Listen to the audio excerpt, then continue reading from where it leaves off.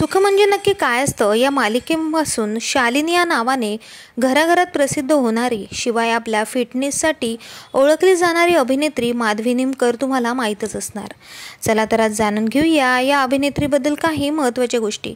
माधवीचा जन्म 1994 साली मुंबईतला खोपोली एरियामध्ये झाला। अगदी मिडल क्लास या परिवारामध्ये जन्मणारी अभिनेत्री मोठी होऊन इतके मोठे नाव कमवेल असं कोणालाही ठाऊक नव्हतं। माधवीने सर्वप्रथम तिचे शिक्षण पूर्ण केले।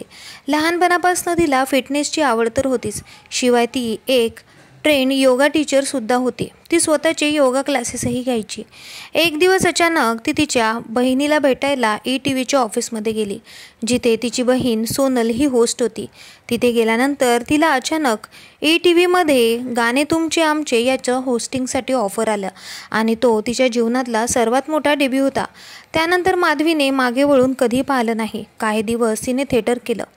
तिच्या प्रेमाबद्दल जाणून घ्यायचं झालं तर 2014 साली तिने विक्रांत कुलकर्णीसोबत विवाह सोहळा पार पडला। विक्रांत हा त्याच्या बिझनेसच्या निमित्ताने नेहमी बाहेर असतो। तो सध्या दुबईमध्ये राहत आहे। शिवाय माधवीला रुबन नावाचा एक मुलगा सुद्धा आहे। त्यांच्या लग्नाला आता भरपूर वर्ष सुरू झालेली आहे।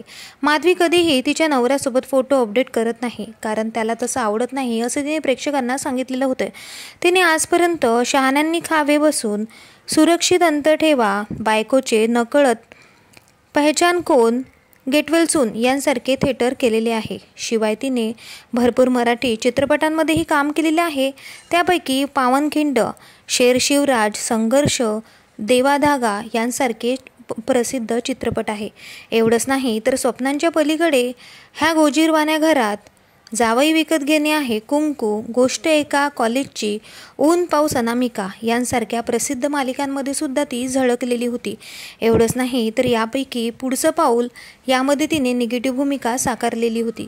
आणि आता ती सुख म्हणजे नक्की काय असतं यामध्ये शालिनीचं कॅरेक्टर प्ले करत आहे। हे कॅरेक्टर इतकं प्रसिद्ध झालेलं आहे की लोकांना ती आवडेशी झालेली आहे।